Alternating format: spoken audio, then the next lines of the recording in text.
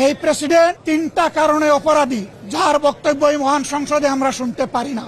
প্রথম কারণ হচ্ছে তিনি সমস্ত খুনের সহযোগী ছিলেন। তার আমলে যে খুনগুলো হয়েছে, একটা খুনের বিরুদ্ধেও তিনি শাসক গোষ্ঠীর প্রতিবাদ করেন নাই। সেই খুনে তিনি কোনো ব্যবস্থা গ্রহণ করেন নাই।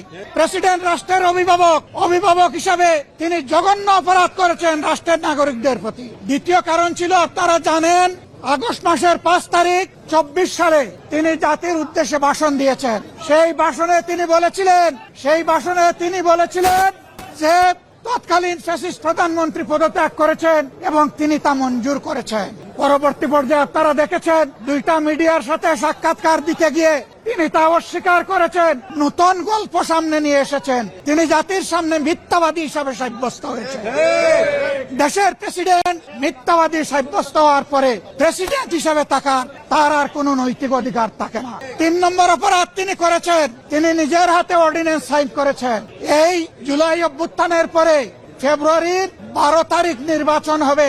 নির্বাচনের পরে যারা নির্বাচিত হবেন তারা 2টা ক্যাপাসিটিতে নির্বাচিত হবেন। তারা সংস্কার পরিষদের সদস্য হিসাবে নির্বাচিত হবেন এবং তারা একই সাথে সংসদ সদস্য হিসাবে নির্বাচিত হবেন। একই দিনে উভয় শপথ একই ব্যক্তি পড়াবেন। অত্যন্ত দুঃখের বিষয়, সেই শপথ দুটো আমরা নিলেও সরকারি দল নেয়নি। তার প্রথম দায়িত্ব ছিল গেজেট প্রকাশের 30 দিনের ভিতরে সংস্কার পরিষদের অধিবেশন ডাকা। তিনি সেই অধিবেশন ডাকেন নাই। গণভোটে হার পক্ষে ভোট দিয়েছে 70% মানুষ। তিনি 70% জনগণকে, দেশবাসীকে অপমান করেছেন। এখানেও তিনি অপরাধ।